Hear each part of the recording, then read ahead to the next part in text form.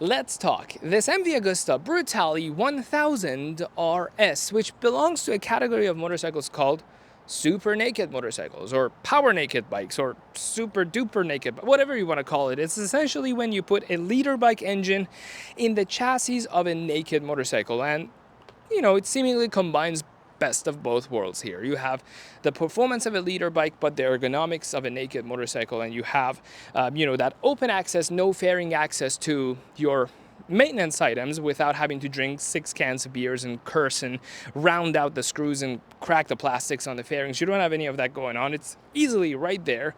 And I think they look kind of better than super sport motorcycles do anyways. But this segment is rapidly becoming more crowded, with motorcycle manufacturers wanting to have a share of this marketplace here. You have Ducati with the Streetfigher V4S, you have Triumph with the Speed Triple 1200 RS, you have the BMW S1000R. You've also had some Japanese motorcycle manufacturers already present in the segment. You had the Kawasaki Z1000 or the new ZH2, and a whole bunch of other motorcycle manufacturers and their bikes in this segment that we're not going to have the time to take a look at. But in this particular video, this is what we're going to be doing. We're going to go wheel to wheel and everything in between on this 2022 MV Agusta Brutale 1000 RS, and see for about $26,200 how this bike stacks against all the other motorcycles I mentioned earlier. And then we're going to get on it, go out there, ride this motorcycle, and then I'm going to quantify my thoughts and give this bike the Emi score. Let's go.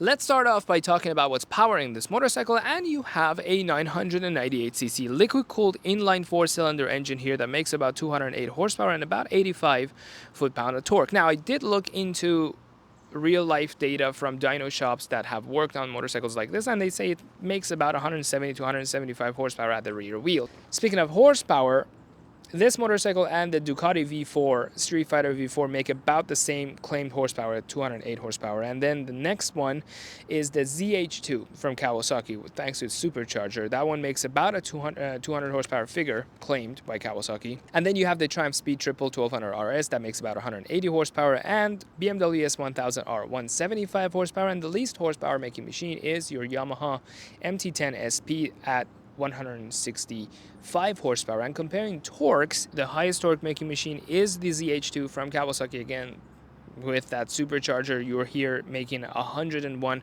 foot-pounds of torque. And then the next one is the Triumph Speed Triple 1200 RS making 94 foot-pounds of torque, and then the Streetfigher V4S at 90 foot-pounds of torque. And your BMW S1000R and the Brutale 1000 RS make the same 85-ish foot-pound of torque. And again, the Yamaha MT-10 SP makes the least amount of torque at about 80 to 82 foot-pounds. So these are some of the torque and horsepower values compared between this motorcycle and some of its rivals. If you have the budget for this motorcycle, the chances are you're also looking at those other motorcycles. So this was a good visual reference to how all these stack against each other. But anyways, coming out of this engine, you see these 4 exhaust pipes coming out and converging into one, going through this really massive and hideous catalytic converter. Not very MV Agusta-esque to be done this way. Usually most motorcycle manufacturers, especially manufacturers like MV Agusta, who care a lot about how the motorcycle looks, they tuck this under or below things so you don't see it, but this is massive right here. But if you get past that, things start to look up, because the exhaust system on this motorcycle is gorgeous. There are 2 dual stack exhaust pipes, 1 exhaust muffler essentially per cylinder on this motorcycle, 2 on this side, 2 on the other side. They're minimalistic, just a very thin pipe coming out, very gorgeous, very beautiful. And they are tucked right under the tail light. So at night when the tail light is shining, there is this red hue of light that reflects off of these brushed titanium exhaust pipes. It's a very gorgeous look, and of course, they sound fantastic. So take a listen to how the MV Agusta Brutale 1000 RS sounds.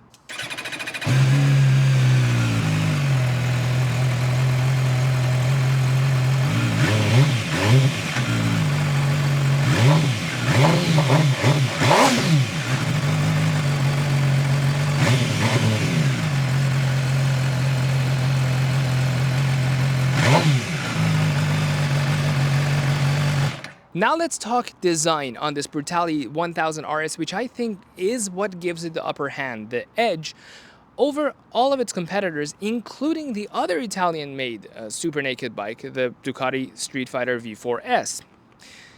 This motorcycle has resisted change more so than the Ducati Streetfighter has, since it was truly designed by a great Italian artist.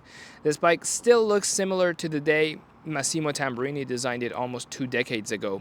Now, one interesting thing about this design is, I've read it here and there. I kind of knew it in the back of my mind, but I really didn't connect the dots until I read some of the forums that people said Massimo Tamburini might have actually been inspired by the headlight on the Porsche 911 to make the headlight of this motorcycle, and you probably see the resemblance here. This oval shape with this round day running light all around it.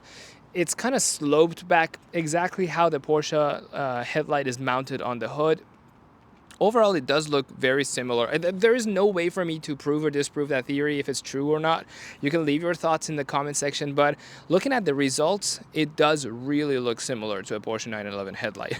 But anyways, moving to the top of this headlight, that's where MV Agusta has decided to put their logo, because it's a naked bike. There isn't a lot of room on this bike. It doesn't have a huge front cowling or anything. It's just a headlight mounted onto the triple tree of this motorcycle. So they have used the housing, the headlight housing itself, as the place they wanted to show MV Agusta's logo, which has created this cool little design inside of the headlight. There's a cutout of MV Agusta, and this logo, obviously, it's inside the headlight, so it gets lit up at night. It's a pretty cool look. Surrounding this headlight, you have 2 wings. You can see this one here, and there's one on my side, of course. This huge winglet that goes away from the motorcycle and sharply comes back towards it. It's just to let the air pass through. I'm sure it has some sort of aerodynamic rationale why it's there, and also a design point as well. And then above it, you're going to see 2 engine air intakes. They're functional. They do allow air to be collected and to be rushed into the airbox of the engine. So design and functionality here. They're not fake or blanks or any of that. All of these are functional pieces of design and aerodynamics. And from the very front that I just showed you to this very back that I'm sitting at right now, the design of this motorcycle is all cohesive. Attention to detail is just immense. Everything is thought after. The gas tank has these sharp lateral design points where your legs kind of get stuck underneath, similar to the F3, similar to the F4, so that when you go into corners, you don't come off the motorcycle. Because after all, even though it's a street naked motorcycle, it's designed to be a racing machine on the track as well. And this design of the gas tank really allows you to hug it and grip it well, so when you go into corners, you don't fall off the motorcycle. And up there, you have 2 mirrors that are body painted. I mean, you look at them, and they didn't have to do this. It's completely optional, but it's MV Agusta. They have body painted the back of each mirror so that it ties those mirrors to this particular motorcycle. It's not just generic. It's for this particular motorcycle. I'm sure it's going to take a while to get those panels if you scratch them or break them, because they have to be painted and sent over to the dealership for your motorcycle. But who cares? You have an MV Agusta.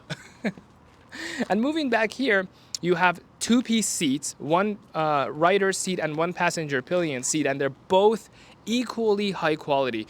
They are both double stitched with this Alcantara piece on top and leather on the sides, and this white stitch into contrast with the black seats. It's just fantastic. And then you come back here, you have this oval looking tail light, and then you move down from these exhaust pipes and the tail light, and you get to the signature staple of design of MV Agustas. They all have it, and that's the single-sided swing arm that's also on this motorcycle. It's a very beautiful bike. The only thing I would say I would have preferred to see again on MV Agustas is ditching the TFT screen and going with the previous beautiful designs of dials and numbers and moving parts, and how at night it kind of looks different than during day because it's backlit.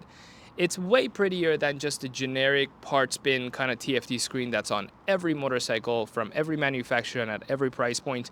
I think technology is hurting us from that design perspective here a little bit, but I mean, it's a useful thing to have. It's good to have a TFT screen from that functionality perspective, but I think these Italian motorcycles should all be about artistry and beauty of design and the craftsmanship, and putting just a generic plastic covered TFT screen up there kind of diminishes that value. But other than that, Everything on this motorcycle is just fantastic. As far as hardware goes on this motorcycle, you get some pretty decent stuff. Up here you get Stylema Brembo calipers, 2 of them, 2 320mm calipers. And then you get these manually adjusted Marzocchi shocks up here and a manually adjusted Sachs shock in the back of this motorcycle. Now, this bike comes in 2 versions, 1000 RS and 1000 RR. RS is this one, the street version, with raised handlebars for a more relaxed ergonomics. And then the 1000 RR, which is more expensive, that's the racing ready one. The one with clip-ons, more aggressive riding style, and it has fully electronic suspensions, which is interesting to me because I would think it makes sense to be the other way around. This bike, which is a street bike, should get the electronic suspensions, and the racing one should get the manual suspensions to keep the costs down a little bit. Because here's my thought process. On the street, you encounter varying environments. Weather changes, the type of road you're on changes, and it would make sense if the suspensions also change characteristics with mode changing. You go from road to race to rain, and it changes modes of your riding and therefore the way the suspensions should act. Whereas on a racing version of this motorcycle, things are more stable. You are a professional athlete. You set up your motorcycle once to your liking and to your precise riding style, and it shouldn't change. So why is it that the racing version has the fully electronic suspensions and the street version gets the manual one? Gets me all baffled here. I have no idea. But anyways, that's what you have here on this motorcycle. Moving back here, you see that the keyhole to remove the rear seat on this motorcycle is actually hidden under this seat, instead of being on the side, disrupting the flow of the design. It's placed there so when you're sitting and riding this motorcycle, your butt is essentially covering that at all times. And you only see it when you need it. But let's say we need it now. So you grab the key and you put it right in here. You twist and you remove the seat. And when you do, you realize there is 0 room to store anything. I don't think you even can put your registration or any documentation down here. It's really snug tight. And, you know, MV Agusta knew that, so they couldn't give you a toolbox. So instead what they did is, there are 2 Allen keys literally clamped to this underneath side of the pillion seat. There is no toolbox on this motorcycle simply because there was no real estate or room to spare here. So everything is really tight tolerance here. There's no room for anything. So you gotta bring that backpack if you want to carry something. And with all of that out of the way, I think you and I are ready to take this motorcycle out on the road and give it a try. But before we do that, a huge shout out to Bellevue Motorsports, which is my local MV Agusta / Kawasaki dealer here in Bellevue, Washington, that allowed us to have this motorcycle for the day and go check it out and show you guys what it does and doesn't have and show you how it rides out on the road. This is not a demo motorcycle. This is a $27,000 bike off of their inventory that they allowed us to take out and go ride. So a huge shout out to Bellevue Motorsports. I'm gonna put a link to their dealership with their current inventory and a link to this motorcycle. By the time you watch this video, this bike may or may not be available anymore, but I'm gonna put a link to both the dealership and this motorcycle in the description section of this video. And with all of that, let's go and ride this bike.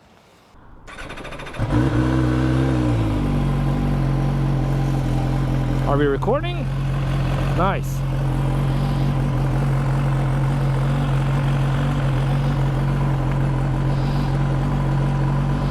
Okay, well, let's go ride this motorcycle.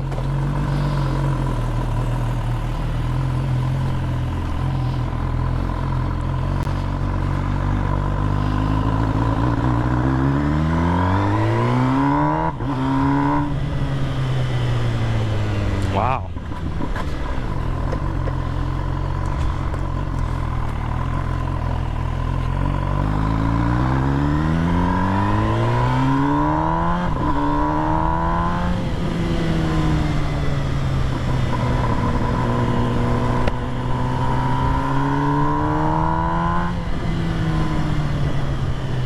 The sound of this bike.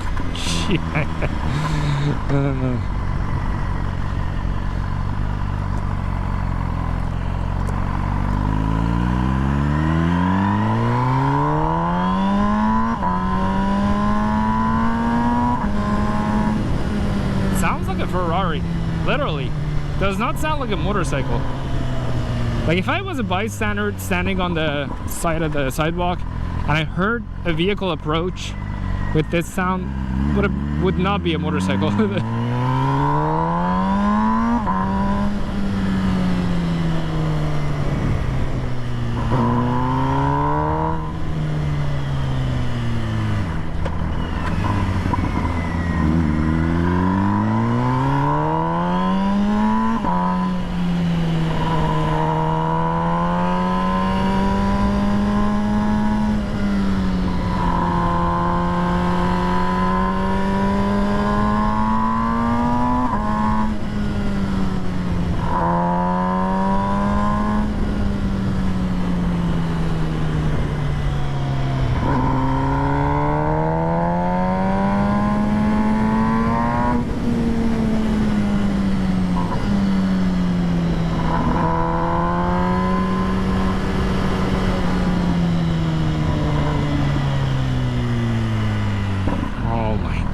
This is good.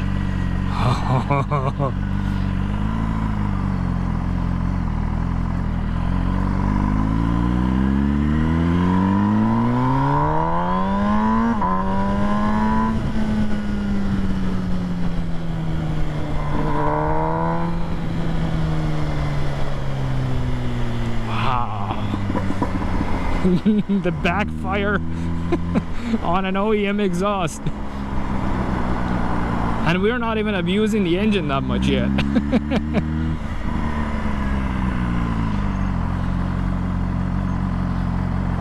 Nice brakes.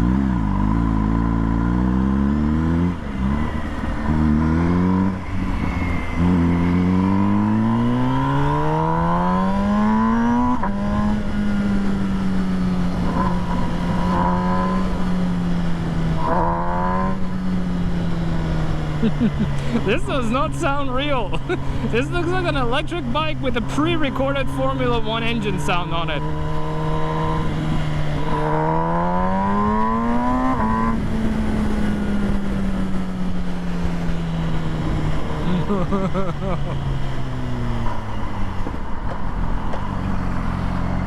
Wait, does this not have a downshift quick shifter? I keep trying to press it down, it doesn't downshift.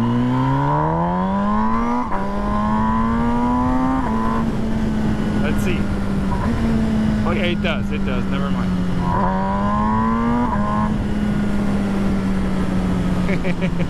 This is wild.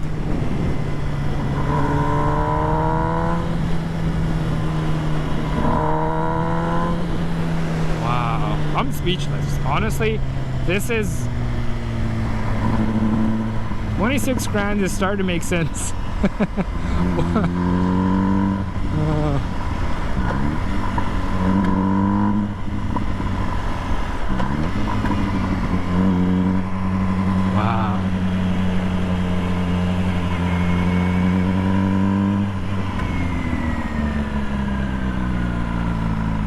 Okay, let's go back to Bellevue Motorsports. And now onto the Emi Score for the 2024 MV Agusta Brutale 1000 RS. In the commuter category, you get all LED lights, ABS, cruise control, and ride modes. As for pricing, this bike is very expensive at $26,200 US, more expensive than all of its competitors, including the Ducati Streetfigher. Speaking of reliability and parts and labor availability, MV Agusta has come a long way, but it's still nowhere near where the rest of the competition is at. The Brutale gets an 11 out of 20.